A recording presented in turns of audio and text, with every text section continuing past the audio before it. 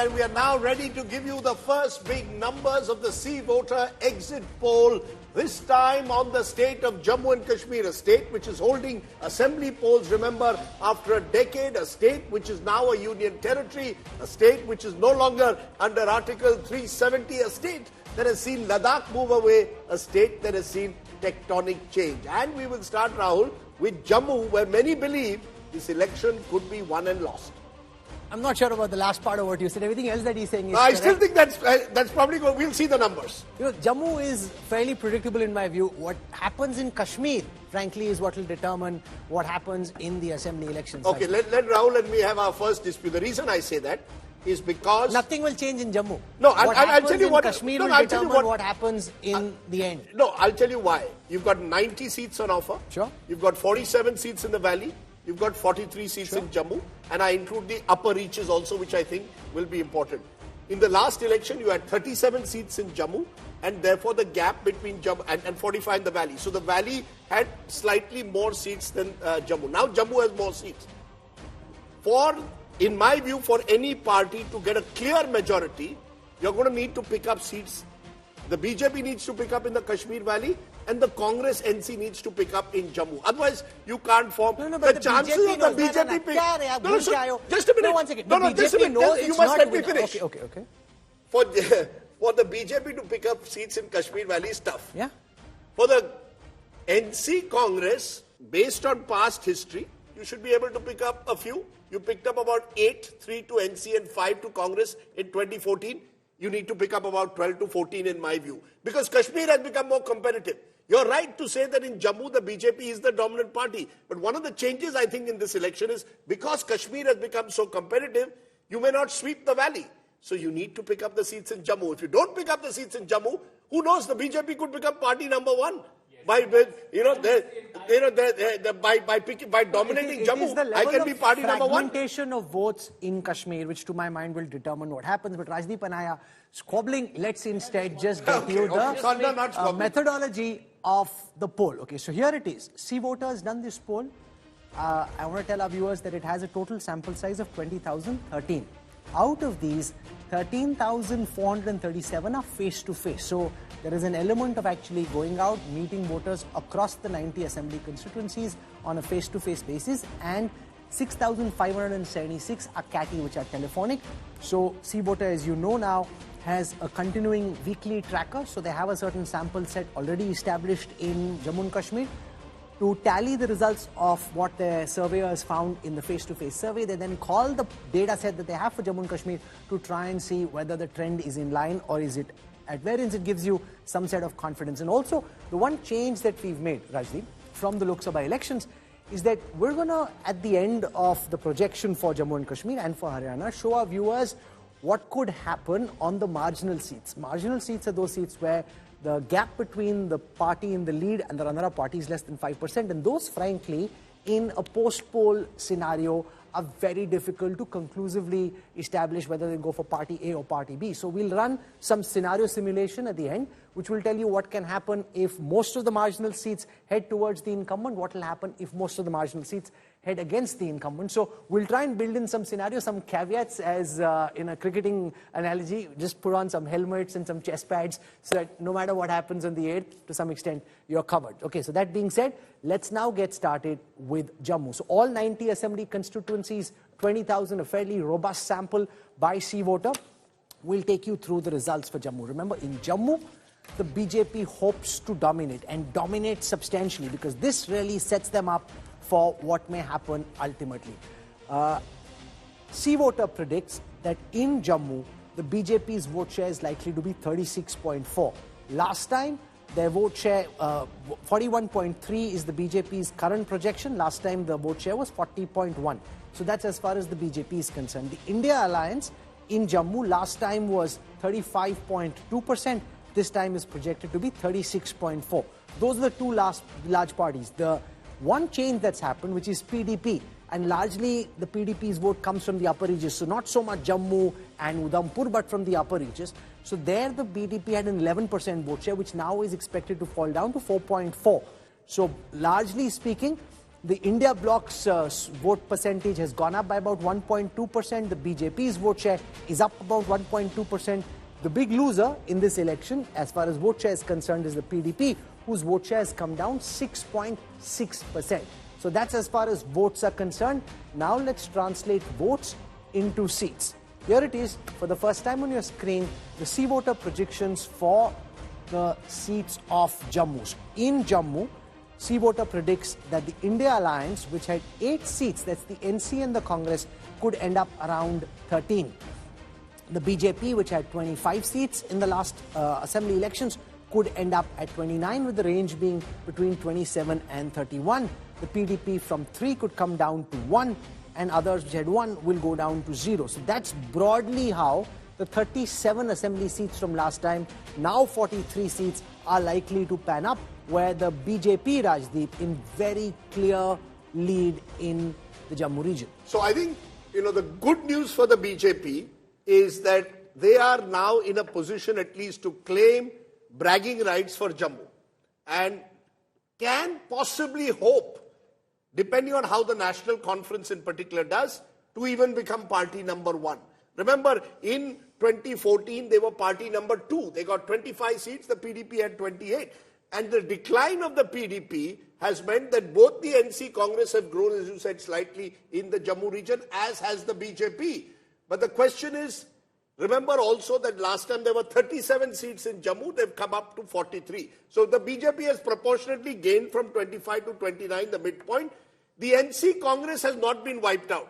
They will hope to be at that upper end. If they can be at the upper end of your range, then they will hope to perhaps be close to a majority, given what could happen in the valley. But for now, the good news for the BJP is that they are clearly party number 1 by a fair distance in the Jammu region, and thereby a certain consistency is there. Lok Sabha also they dominated, and they've dominated Jammu now for a decade. So clearly that's the first factor that stares at you. I interviewed Ram Madhav a couple of days ago, and Rajat, from the BJP's perspective, for Jammu, their calculations have gotten right. This is what he was expecting, 28 to 32.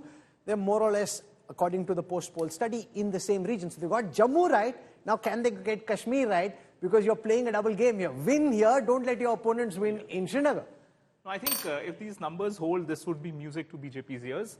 30 is a magical, psychological number. No party will be able to form government without BJP's support. That's the hope and aspiration with which BJP sort of strategized. And I think their strategy is falling into the right place. If NC Congress are stuck at 10 to 12 seats, I don't see them crossing the majority number on their own, given that there is no way for NC, even in the valley.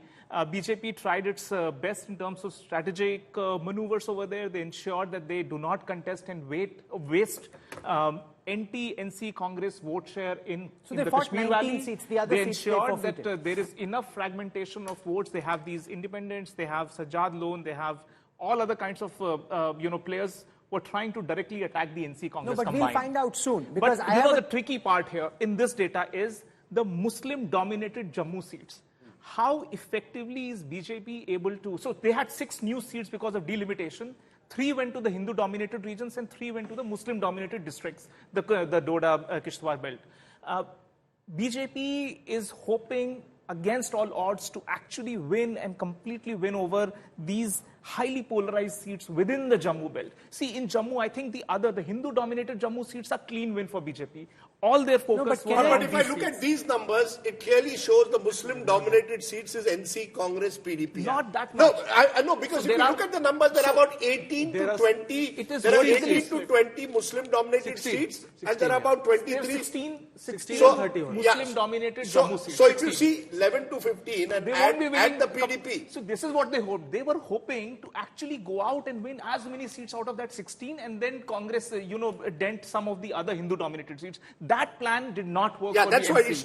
NC Congress, that plan did not work to the level they wanted. They clearly wanted a 15 to 20 number in this exit poll. Here, BJP's comfort number would have been 35. Because now... That would have been a complete sweep then. Because now the ball falls into Kashmir Valley's court. If NC and Congress win 33, anywhere around 30, they could end up very close to the majority, which is 43. Here, which means that despite the number of seats increase in Jammu and the number of seats, the ST reserved seats, BJP perhaps is not getting that traction which it would have imagined, because out of 47, it is at the best winning 31. No, but there's a different way of looking at it. There were times in the campaign where in Jammu, the BJP's internal polls were showing just between 12 to 15 seats. From there, to have been virtually able to double your tally is a significant achievement as far as this post poll is concerned. And also it shows, Rajdeep, how, and you speak to people around top NC leaders, and they'll tell you what they think was a shoddy job done by the Congress and how they ran the campaign. They're deeply upset and frustrated to the fact that the Congress argued so hard on the negotiating table and simply didn't put enough gunpowder to try and actually win on the seats that they got in the Jammu That's the point. I think that is the critical point. The Congress, you see, when this alliance is forged, the alliance was forged on the basis that the National Conference is party number one of the Valley. Congress will be the party number one, or the challenger, at least challenger number one to the BJP. Challenger number one has clearly not worked. As per this, we don't have the breakup between NC Congress, but it is very clear that the Congress has not been able to lift itself in the Jammu region. And it's very interesting. The Congress had to eventually push Priyanka Gandhi Vadra and say, please come here. No, but right at the end. Yeah, you see, but because the Congress typically, and this is their organizational weakness. This is a missed opportunity for Congress. This is an organizational weakness that the Congress has at the moment in some parts of the country. Jammu is one of them. This is a region where... No, I don't agree with that, Rajdeep. You speak to NC leaders, they'll tell you the Congress didn't try hard enough. They said, how many times did Rahul Gandhi come here? How often is Priyanka Gandhi Vadra come here? You see, it's organization also, right? You've got to build build your organization. Organization weak is a much longer term problem. They're saying what you can, let me give you an example. Mallikarjun Kharge went to Jammu. There was a rally about 60 kilometers away. His helicopter didn't take off. He addressed the rally by phone. Okay, so he did a telephonic, and how effective is that, right? Amit Shah went there, similar problem, they couldn't take off. He drove all the way. So look at the intensity of the effort. No matter what happens, the intensity of, you can say, now Khargeji is older than Amit Shah, which is true. But he gave it all he had. The Congress could have tried much harder in Jammu, but the fact is they didn't. Yes, and that's something the NC is disappointed about. Very overconfident, because if you spoke to the core team of the Congress, they actually thought post Bharat Jodo they were doing really well. Where Jammu and Kashmir was concerned, the popularity of Rahul Gandhi was so much. Most of them would actually turn around and say that tying up with the NC at the numbers that they did was detrimental to the Congress. So the Congress actually has a very contradictory... They wanted to go solo. Jammu as well, and they are facing the brunt of it. They wanted to go solo. The Congress actually wanted to go solo in this. At the end of the day, we have to recognize, and this is what perhaps this poll will once again reinforce. This is the state of Jammu and Kashmir. Yeah. And we have to recognize that. So I think at the end of the day, the Congress had also no option but to please understand. Yes. In the Kashmir Valley, Rahul Gandhi today is extremely popular. Exactly. So he's actually able to, in some tough contest, pull the NC forward. So it's very easy to say National Conference could have gone on its own. I don't think it was. Let me give you the counter to this. You speak to NC leaders, they'll say, "Arey boss, jahan aapka candidate hai, wahan to taakat lagao." This idea that Rahul Gandhi is extremely popular in the Kashmir Valley and he's not popular as popular in Jammu. Anecdotally, it is correct. He does have appeal over there. There's no dispute. But I'm saying there the Congress isn't on those many seats, and their seats are not as important. They're saying where you could have put serious ammunition and gunpowder, where your leaders could have gone in campaign. How much effort have you made? I'll tell you the problem. That's why I said it's Jammu and Kashmir. The very manifesto and reasons that make you popular and electable in Kashmir Valley become your weakness in Jammu. You've got to start right. And you know what actually was very interesting, Rahul, is what number of people will tell you anecdotally. Jammu has actually suffered, some say, because of Article 370's withdrawal in some ways, in a manner that the Valley has not. You see, the Valley has been the complete focus of all the attention of state patronage post Article 370. Your Darbar move also doesn't take place, which used to give you revenues to the Jammu region. The anger is there in Jammu. But are you the right person to capitalize on it? Because you have taken a stand of backing a party which says we will bring back Article 370. How do you see, it is a very difficult, same problem for the BJP. Having withdrawn statehood, how do I go to the people of the Valley and tell, no, actually I am with you, I built the roads. People say, no, you've denied us statehood. So I think Jammu and Kashmir is so complex. It's so difficult. Now what happened after the last election, Rahul? PDP, Party of the Valley, had to tie up with the Party of Jammu. And many thought of it as history in the making. And who knows, this election also, eventually you will need some kind of an arrangement that is able to combine a bit of Jammu with a bit of Kashmir. Okay. Who can do that is the question. I've got Yashwant Deshmukh joining us. Yashwant Deshmukh leads C Voter. It's his projections that we are running on India Today. And I also want to take you through what Omar Abdullah said just a few minutes before now. I'm amazed news channels are bothering with exit polls, especially after the fiasco of the recent general elections. I'm ignoring all the noise on channels, social media, WhatsApp, etc., because the only numbers that matter will be revealed on the 8th of October. See, this is a litmus test for post-poll studies, exit polls. So, what lessons did you learn from the Lok Sabha elections? Why should anyone believe any of what you're going to say? Well, to start with, that every election is a litmus test all the time. So, obviously, when you fail a litmus test, you fail a litmus test. And then when you pass it, then you pass it. So, things that we have learned are the same things that we have been learning for 28 years, Rahul, that vote share is the real thing. Seat share is just an extrapolation of the vote share. It's not just the statutory warning, but this is the factual, scientific warning, which I underline every time I start the show. And you can only do some kind of extrapolation according to some formula. Every psephologist, every statistician has a different way of converting those votes to seats. Having said that, when the gap is significantly big between the vote share, then you can easily pick up the winner, at least, which direction it is going. In the case of Jammu and Kashmir, it is one state, but it is basically a set of two states. It's as simple as that. Kashmir is chalk and cheese different from the What about Jammu. Pir Panjal, the upper area? Yeah. Because many believe that could become a game changer. That could become a game changer of sort, because I was looking into very carefully the Kashmir Valley data and particularly the seat-by-seat projections or indications that my team was sending, Rajdeep, and it was interesting to observe that there were actually 3 seats in that range where BJP was close number 2. That was interesting for me. And what about the higher Jammu and areas higher Jammu side? where you had reservations of seats? So one thing which on the reservation side which I figured out was when we look into the demographic details and data, I mean there was a significant chunk of tribal votes which were going the BJP way, basically a significant Pahadi. Yeah, exactly. And one more interesting thing which I was expecting when we ask people about their generic issues and then we talk about the local issues. And of course, 370 was a local issue. Let me show our viewers Yeah. the response to that question. I haven't run it so far. This is what issue made you vote the way that you did. So let's take you through the responses to that question. And we'll also look at who the preferred chief ministerial choice in the Jammu region is. So let's take you through the issues which drove voter preferences and give you a sense of why voters voted the way that they did. This is the post-poll study for Jammu. Unemployment was the main issue for 37% of respondents, inflation at 10, local roads at 10, electricity supply at 9%. So very, very localized issues driving voter preferences. This is as far as the main issues of Jammu are concerned. Now, let's look at who people in the Jammu region want as the state's next chief minister. This is going to be very interesting to look at. Wow. Omar Abdullah, even in Jammu, is the preferred choice for 39% of the respondents. Ravinder Raina, who's the state BJP head, comes in at 12%. Mehbooba Mufti comes in at 9%. Now, the problem is, Rajdeep, for Mehbooba ji, after that press conference with Rajnath Singh, where they said, you know, why were they there? They weren't getting toffees and chocolates.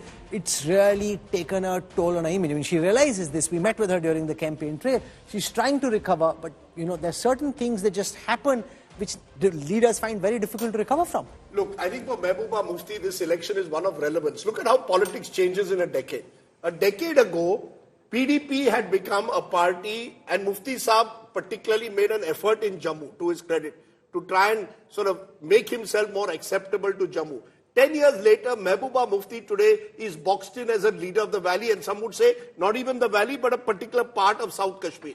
So I think for Mehbooba Mufti, this election is to at least maintain your relevance in the Kashmir valley. I think they gave up on Jammu, which was not the case 10 years ago. 10 years ago, the reason they got 28 seats is they picked up a few seats. No, but she'll say she never really wanted that alliance with the BJP. It was her father Mufti Sahib who wanted the alliance, and she was stuck with it after Mufti Sahib was no longer in the scene. One minute. What were the options? You had an election which was fractured, where the two biggest formations, the BJP and PDP, came together. And that's been the case. NC also, in the past, has taken the support. No, but Ram Madhav said that in 2014, even the NC was willing to come on board. This is something originally that Devinder Rana, who used to be a close associate of Omar Abdullah, he said it first. He's now in the BJP. But Ram Madhav confirmed the same, that although Omar and Farooq Saab deny it, saying that nothing of the sort happened, but they say that we were very close to being able to ally with the NC as well. No, so you see, at that particular moment, Mufti Mohammad Saeed was the flavor of the season. You know, he had become party number one of the valley. In that sense, he was the beneficiary of the anti-incumbency that existed against the NC government at the time. So he became a natural, I wouldn't use the word natural, he became an ally. It was an interesting combination. You see, it's very easy today for Mehbooba Mufti to say we should have stayed out. If you had stayed out, you would have been in the opposition, right? You wanted power. But Omar Abdullah will look at those numbers and say, hey, 39% in Jammu is not bad. I mean, that 4 out of 10 voters in a region which isn't your stronghold. Remember, in Baramulla, when he fought the Lok Sabha elections, he thought he had a good chance to win, and suddenly Engineer Rashid came from nowhere and beat him. That is because one of the myths that we have is Jammu is Hindu. There is a large Muslim population in large parts of Jammu. You see, we treat Jammu as some kind of a monolith only based on what happens. Is this only amongst Hindus or is it among some Muslims as well? It just, occurred to me not just because there is a large part of general tendency of analyzing Jammu is that it is Hindu territory and Valley is the Muslim territory, which is not really the case. You know, a large part of Jammu is a Muslim population, number one. And this is why, you know, then we asked the question on the 370 whether, you know, in Jammu, I was expecting almost overwhelming majority would say that, okay, 370 was the issue when they were going to the poll. And big number of that would be saying, I voted for the BJP on that, which was not the case. First of all, hardly about a fourth of Jammu region said 370 was an issue, direct issue. And those who said it was an issue, half of them did not vote for the BJP. So obviously, the big chunk of emotion, separatist emotion, 370 emotion, which were not everybody was happy. Can I just pause you to say that I think what you heard from Yashwant Deshmukh is one of the very important reasons why we believe in post-poll studies and why these are so important. That 370 is an issue for a very small number of voters. Even amongst those, half didn't actually vote for the BJP, half voted against the BJP because of 370. Those are the kind of insights you can only get through post-poll studies, which is why post-poll studies are important. They have a certain relevance. You shouldn't get carried away. Yes, news channels are also partly guilty for building too much hype around them, but they're important because they throw up very sharp insights which an election on the plate or a Javvi match simply cannot catch. That is the harsh reality of post-poll studying.